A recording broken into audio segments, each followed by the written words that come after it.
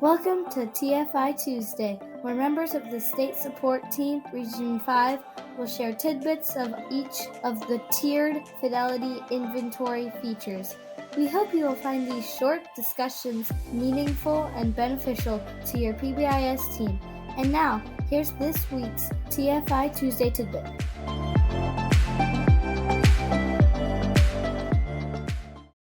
Welcome back to TFI Tuesdays. In this episode, we are going to focus on features 1.12 Discipline Data and 1.13 Data Decision Rules. Jessica, we know that PBIS is a problem-solving framework and that data is extremely important.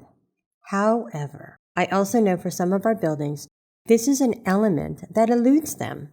Do you have any advice for us on how to better understand 1.12, our discipline data? Of course I do. In the TFI feature, 1.12 Discipline Data provides a surface-level description of what data points should be included.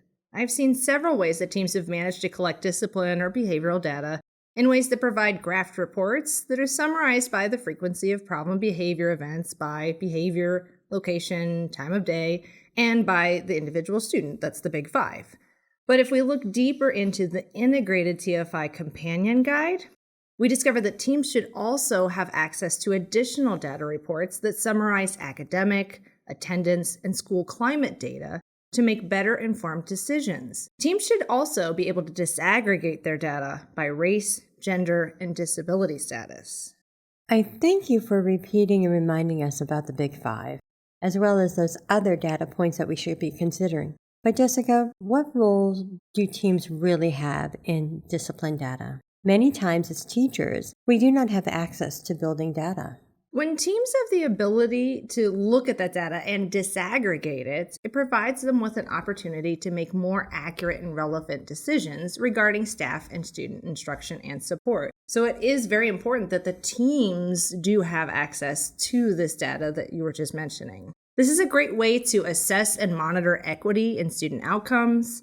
To quote the PBIS Cultural Responsiveness Field Guide, it says, quote, "Teams are purposeful in examining inequitable outcome data first from a systems perspective before viewing it as an issue with an individual student or family," end quote. This opens the door for teams to consider if we're targeting certain populations more than others, if our values don't align with the community's values, or if the way we're presenting the information is inaccessible to a certain population of students.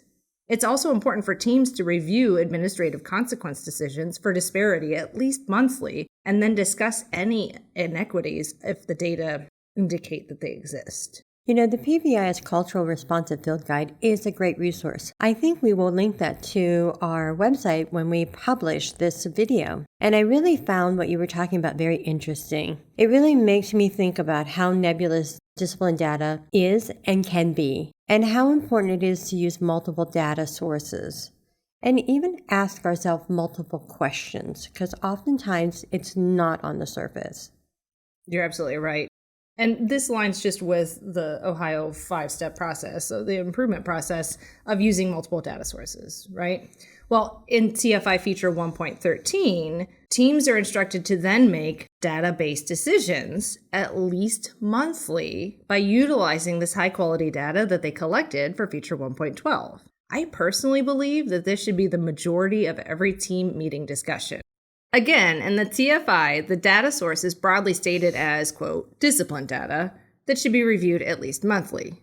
But when we dig deeper into the integrated TFI companion guide, it urges that teams use multiple data sources to make informed decisions. Teams can consider what types of data they're collecting that reflect student achievement towards meeting expectations. Think of this data as a formative assessment for student behavior.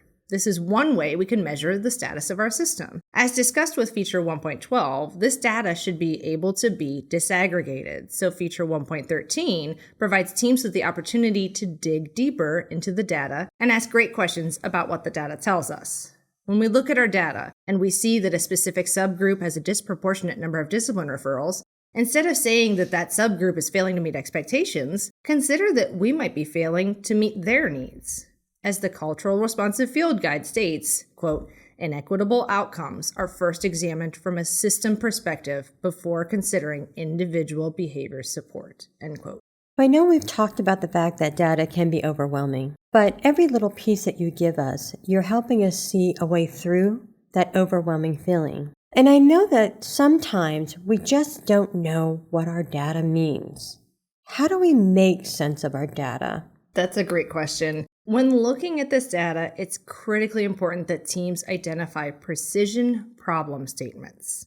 Then develop action items to address the needs that were identified and communicate those actions with the staff that are directly involved. Next, teams need to continue to monitor the implementation of those actions and then revisit the outcomes of those actions.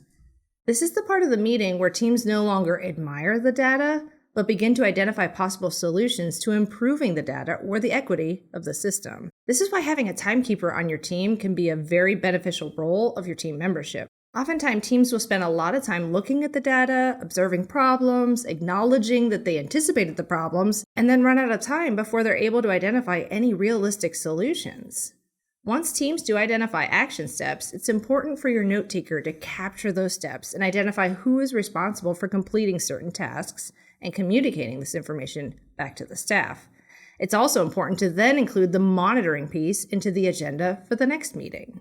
Precision problem statements. I bet that is a new term for some of us. So thank you for introducing that to us. And I think we need to do a separate TFI Tuesday episode on how to develop precision problem statements. But tell us a little more about how a team can make more sense out of their data so that it does not feel overwhelming.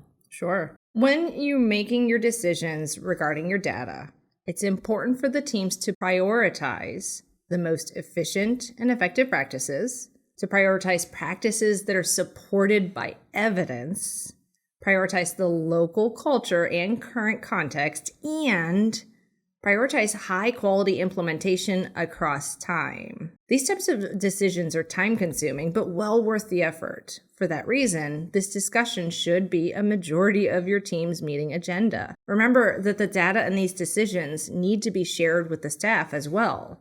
They are the ones utilizing the system, and the actions will most likely be completed by staff members that are not on the PBIS team. As it's mentioned in TFI Feature 1.10, Faculty Involvement, staff members should be shown data at least 4 times a year. It's important for the staff to view and learn from this data as well as the team. Staff need to understand why the data decisions were being made and how they will directly address the problem identified in the data in order for the modification to be made with fidelity. It also honors their time for collecting the data that the team utilizes at each meeting. The companion guide summarizes it well by stating, quote, conducting routine data reviews promotes problem solving and identification of solutions that are equitable, efficient, effective, relevant, and durable for school community members, end quote. Jessica, you talked about multiple data sources throughout this episode, and we talked about our discipline data.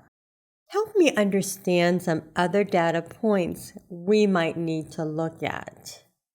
So obviously we do have our discipline data, which can be your major, your minor referrals, your office referrals. But you will also have, as we mentioned, attendance data. You're going to have your school climate data. You can also have some acknowledgement data, students that are receiving any of your different acknowledgement components within your acknowledgement system.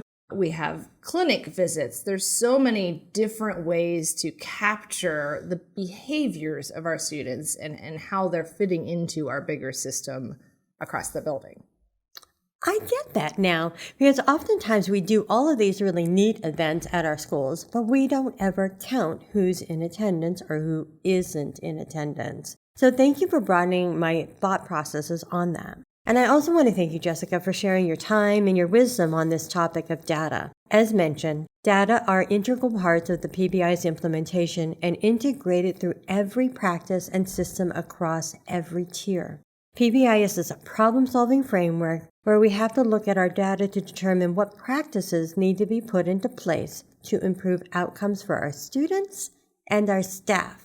We always want to create that environment of success, and data can help us do just that. So, we want to thank all of you once again for joining us. And if you have any questions, do not hesitate to reach out to any one of us on the SSTR5 PBIS team. Remember, you can also find all of our previous TFI Tuesdays on our website. Until next time, be safe, be well, and remain positive. Thank you for joining us for our TFI Tuesdays. We hope you'll join again next week to learn about additional TFI features. Until then, be safe, be kind, and be positive.